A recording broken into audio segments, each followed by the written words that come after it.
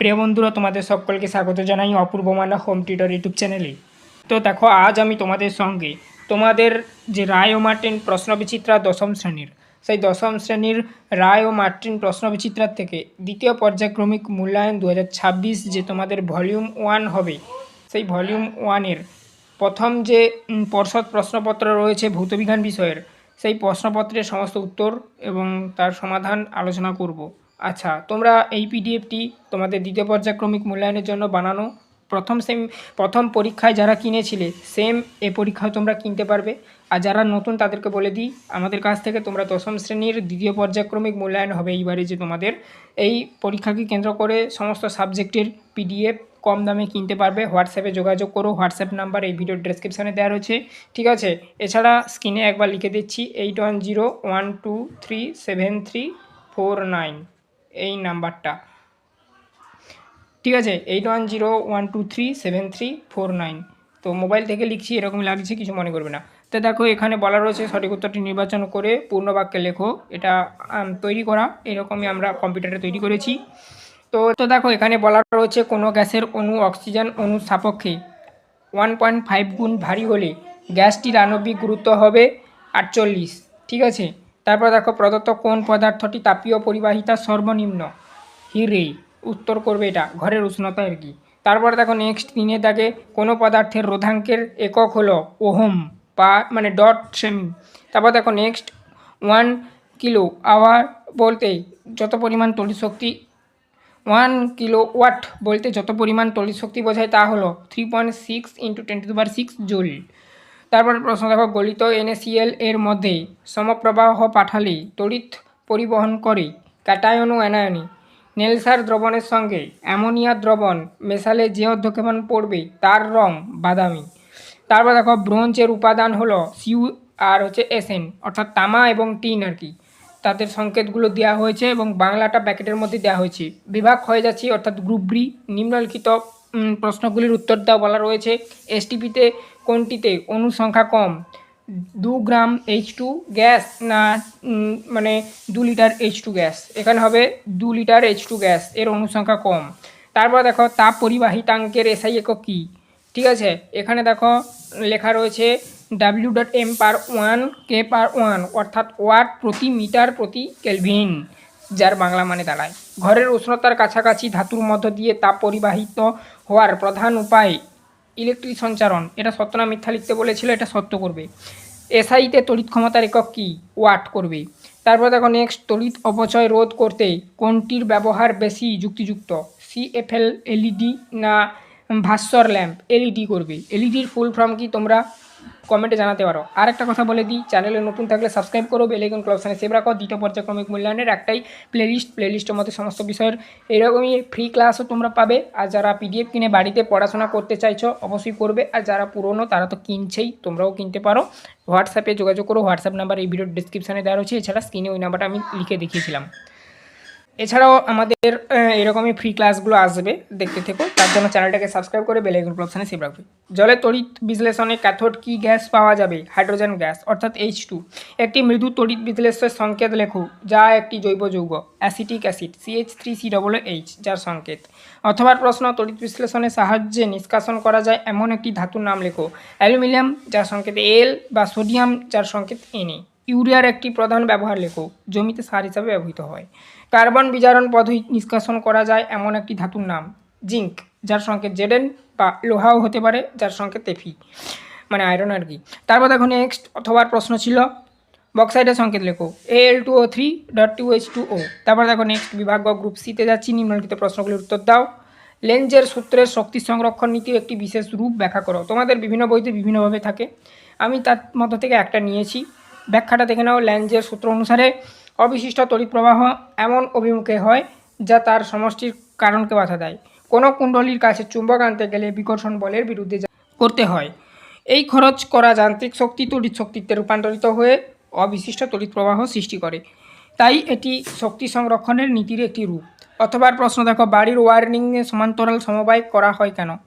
1 number লিখবে সমান্তরাল সমবায়ে প্রতিটি সরঞ্জাম দু প্রান্তে বিভব প্রভেদ সমান থাকে। 2 নাম্বার কারণ লিখবে একটি সরঞ্জাম নষ্ট হয়ে গেলে বা সুইচ বন্ধ হয়ে মানে বন্ধ করলে আর কি অন্যগুলো যেন চালু থাকে আর কি, এটাই 2 নাম্বার কারণ লিখবে। দুটো কারণ দিয়ে দিয়েছি। ধাতুর আকরিক থেকে ধাতু নিষ্কাশন প্রকৃতপক্ষে বিজারণ ব্যাখ্যা করো। আচ্ছা, ওই যে কারণগুলো তোমরা তোমাদের বিভিন্ন বইতে বিভিন্ন পাবে, চাইলে সেখান থেকেও তোমরা মুখস্থ করে লিখতে পারো।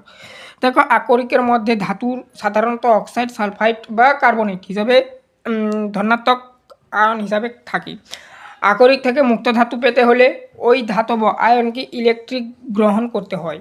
যেহেতু ইলেকট্রন গ্রহণ মানেই বিজারণ, তাই ধাতু নিষ্কাশন একটি বিজারণ বিক্রিয়া বা প্রক্রিয়া বলুন কেন। অথবা দেখো, সমুদ্রগামী জাহাজে ইস্পাতে খোলের সঙ্গে ম্যাগনেসিয়াম ব্লক যুক্ত করে রাখা হয় কেন? এটা হচ্ছে অথবার প্রশ্ন। উত্তরটা কি লিখবে? ম্যাগনেসিয়াম লোহার চেয়ে বেশি তড়িৎ ধনাত্মক। সমুদ্রের নোনা জলে লোহার আগে ম্যাগনেসিয়াম ক্ষয়প্রাপ্ত হয়, যাকে মানে উৎসর্গকৃত অ্যানোড বা হচ্ছে সারফেসিয়াল অ্যানোড বলা হয়। মানে সমুদ্রের সারফেস তলে এটা থাকে আর কি। ফলে লোহার মরিচা জাহাজ মরিচার থেকে রক্ষা পায়। আগেই তো ম্যাগনেসিয়ামটা ক্ষয় হচ্ছে না, পরে তো লোহার রয়েছে, আগে তো ম্যাগনেসিয়ামের ব্লক থাকছে, তার জন্য ম্যাগনেসিয়ামে যা ক্ষতি হবে ম্যাগনেসিয়ামে হবে, ঠিক আছে? এই জন্য উৎসর্গকৃত বলা হয় আর কি, উৎসর্গ করে দেওয়া হচ্ছে। তারপর দেখো নেক্সট, লেড অ্যাসিস্ট্যান্ট দ্রবণে H2 গ্যাস মানে H2S আর কি, গ্যাস পাঠালে যা ঘটবে তার ভৌত পর্যবেক্ষণ সমীকরণ লিখুন। পর্যবেক্ষণ, লেড অ্যাসিড বর্ণহীন দ্রবণে H2S গ্যাস পাঠালে লেড সালফাইডের কালো অর্ধকেবন পড়ে। সমীকরণটা দেখে নাও। CH3COOH এর হোল 2 PB প্লাস H2S থেকে বিক্রিয়া করে, হ্যাঁ মানে এটা হচ্ছে রাইট অ্যারো, প্লাস হচ্ছে 2CH3COOH ডাউন অ্যারো। অথবা প্রশ্ন ছিল একটা, নাইট্রোলিয়াম প্রস্তুতির শর্ত বিক্রিয়া সমীকরণ লেখো। নাইট্রোলিয়াম প্রস্তুতি, নাইট্রোলিয়াম হলো ক্যালসিয়াম সায়ানাইডের CN2 এবং কার্বন বা গ্রাফাইট চূর্ণের একটি ধূসর মিশ্রণ, যা জমিতে উৎকৃষ্ট সার হিসেবে ব্যবহৃত হয়। প্রয়োজনীয় শর্তাবলী, কীভাবে শর্তগুলো মানবে দেখো। উষ্ণতা প্রায় 1000 ডিগ্রি সেলসিয়াস উষ্ণতায় প্রয়োজন হয় এই প্রায় 1010 ডিগ্রি সেলসিয়াস উষ্ণতার প্রয়োজন হয়। এই উচ্চ তাপমাত্রা বজায় রাখার জন্য বৈদ্যুতিক চুল্লি ব্যবহার করা হয়, মানে প্রস্তুতটা করা হয় আর কি। বিক্রিয়া পদার্থ ক্যালসিয়াম কার্বাইড CaC2, যেটা সংকেত চূর্ণের উপর দিয়ে নাইট্রোজেন N2 চালনা করতে হয়, এটা হচ্ছে নাইট্রোজেনের সংকেত। বাতাসের অনুপস্থিতি, বায়ুহীন অবস্থায় বা কেবল বিশুদ্ধ নাইট্রোজেন পরিবেশে এই বিক্রিয়া ঘটানো হয়। তারপর দেখো রাসায়নিক বিক্রিয়া সমীকরণ।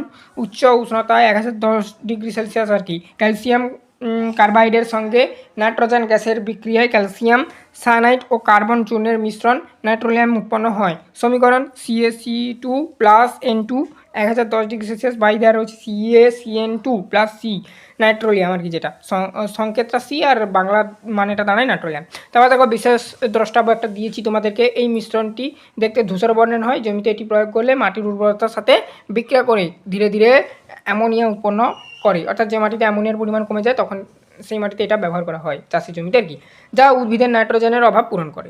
বিভাগ হয়ে যাচ্ছে, অর্থাৎ গ্রুপ ডি। নিম্নলিখিত প্রশ্নগুলির উত্তর দাও। 20 গ্রাম CaCO3কে চূর্ণ পুনঃ বিয়োজিত করলে উৎপন্ন CO2 এর মোল সংখ্যা ও STBতে আয়তন কত লিটার হবে? বিক্রিয়া দেখে নাও। CaCO3 right arrow CaO plus CO2, আণবিক ওজন CaCO3 সমান সমান 40, তার সাথে 12 যোগ করা হয়েছে এবং 16 সাথে 3 গুণ করে 100 গ্রাম হয়েছে।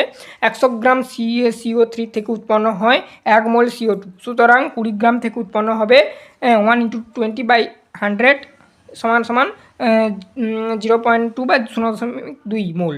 STBতে আয়তন হবে 0.2 গুণিতক 22.4 সমান হচ্ছে তোমার, এটা পাওয়া যাবে 4.48 লিটার। অথবা প্রশ্ন দেখো, H2O2 বিয়োজিত হয়ে, এখানে দেখো কম্পিউটারে আমি যখন তৈরি করেছিলাম O2টা একটু নিচের দিকে হবে, যাই হোক এটা দেখে নাও। বিয়োজিত করলে জল ও অক্সিজেনের গ্যাস উৎপন্ন করে। সমিত সমীকরণ লেখো এবং 6.8 গ্রাম H2O2 এর পূর্ণ বিয়োজন উৎপন্ন অক্সিজেনের মূল সংখ্যা নির্ণয় করো। সমিত সমীকরণ দেখে নাও। হাইড্রোজেন পারঅক্সাইড বিয়োজিত হলে জল ও অক্সিজেন উৎপন্ন করার সমীকরণটি হলো 2H2O2, দেখতে পাচ্ছ এখানে O2টা নামানো রয়েছে, 2টা আর কি। এবারে দেখো right arrow 2H2O plus O2 down, up arrow, ঠিক আছে, এটা আছে আপ অ্যারো। গাণিতিক সমাধান দেখে নাও। ধাপ 1 বা প্রথম ধাপ বা স্টেপ 1 যেটাকে বলা হয় আণবিক ওজন নির্ণয়। H2O2 এর আণবিক ওজন 1 × 2 plus 16 × 2 equal to plus 32 equal 34 গ্রাম পার মোল। যেহেতু সমীকরণ 2 মোল H2O2 আছে, তাই মোট ভর 2 × 34 ইকুয়াল 68 গ্রাম। ধাপ 2, এবার দেখো মোল সংখ্যা নির্ণয়। সমীকরণ অনুযায়ী দেখা যাচ্ছে 68 গ্রাম H2O2 সম্পূর্ণ বিয়োজিত হয়ে উৎপন্ন করে 1 মোল O2। অতএব 1 গ্রাম H2O2 থেকে উৎপন্ন হয় 1/68 মোল O2। সুতরাং 6.8 গ্রাম H2O2 থেকে উৎপন্ন অক্সিজেনের মোল সংখ্যা হবে 1 × 68 বাই 68, আচ্ছা 1 × 6.8 বাই 68 মোল, অর্থাৎ সমান সমান 0.1 মোল। এটা ওটা পূর্ণভাবে লেখা রয়েছে, অর্থাৎ 68 গ্রাম H2O2 এর পূর্ণ বিয়োজনে উৎপন্ন অক্সিজেনের মোল সংখ্যা হবে 0.1 মোল। তাপ পরিবাহিতাঙ্কের সংখ্যা দাও, এসআই একক নির্ণয় করো। দেখে নাও সংখ্যাটা। কোনো পদার্থের একক বেদ ও একক প্রস্থচ্ছেদ ক্ষেত্রফল বিশিষ্ট একটি পাতের দুই বিপরীত পাতের উষ্ণতার পার্থক্য একক হলে ওই পাতের একক তল থেকে অন্য তলে লম্বাভাবে প্রতি সেকেন্ডে যে পরিমাণ তাপ পরিবাহিত হয় তাকে ওই পদার্থের তাপ পরিবাহিতাঙ্ক বলে। এসআই একক W.m/1 K/1। অথবা প্রশ্ন, তাপীয় রোধ ও তড়িৎ রোধের সাদৃশ্য মধ্যে সাদৃশ্যটা আর কি উল্লেখ করতে বলেছি। তাপীয় রোধ ও তড়িৎ রোধের সাদৃশ্য দেখে নাও। তাপীয় রোধ RH যেটাকে বলা হয় এবং তড়িৎ রোধ যেটাকে RE বলা হয়, উভয়ই প্রবাহের বিরুদ্ধে বাধা সৃষ্টি করে। এদের মধ্যে প্রধান সাদৃশ্যগুলো হলো বৈশিষ্ট্য, তাপীয় রোধ আর হচ্ছে তড়িৎ রোধ। পড়বে এরকমই ছক। প্রবাহের প্রকৃতি হচ্ছে এটি তাপের প্রবাহের বিরুদ্ধে মানে বাধা সৃষ্টি করে।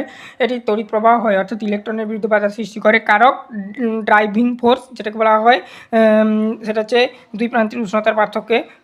এখানে দেখো ডেল্টা টি আর কি, এর জন্য তাপ পরিবাহিত হয়। দুই প্রান্তের বিভব প্রবাহের পার্থক্য ডেল্টা ভি, এর জন্য তড়িৎ মানে প্রবাহিত হয়। গাণিতিক রূপ RH = L/K।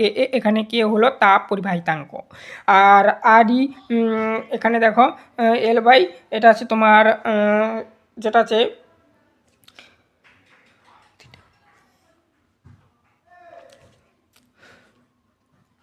তারপর দেখো পরের ঘরেটা লেখা রয়েছে, দেখে নাও। RE = যেখানে হচ্ছে তোমার তড়িৎ রোধ আর কি, সেটা আছে হলো তড়িৎ পরিবাহিতাঙ্ক। তারপরে দেখো দৈর্ঘ্যের ওপর নির্ভরতা। পরিবাহীর দৈর্ঘ্য L এর সাথে সমানুপাতিক, পরিবাহীর দৈর্ঘ্য L এর সাথে সমানুপাতিক। তারপর দেখো প্রস্থচ্ছেদের ওপর নির্ভরতা। আচ্ছা দেখো এখানে হচ্ছে প্রস্থচ্ছেদের ফলে এর সাথে ব্যস্তানুপাতিক, আর প্রস্থচ্ছেদের ক্ষেত্রফল এর সাথে ব্যস্তানুপাতিক। উপাদানের প্রকৃতি উপাদানের ওপর নির্ভর করে, যেমন তামা ও লোহার রোধ আলাদা। উপাদানের উপর নির্ভর করে, যেমন তামা ও রূপোর রোধ আলাদা। ঠিক আছে, তোমরা তোমাদের বিভিন্ন টেক্সট বই বা বিভিন্ন সহায়িকা বইতে এটা বিভিন্নভাবে পাবে, সেখান থেকে চাইলে তোমরা পড়ে ম্যাচ করতে পারো। মূল সাদৃশ্যের ব্যাখ্যা ওহমের সূত্র অনুযায়ী আমরা জানি, দেখো I = V/R। ঠিক একইভাবে তাপ প্রবাহের হারের ক্ষেত্রেও বলা যায় তাপ প্রবাহের হার।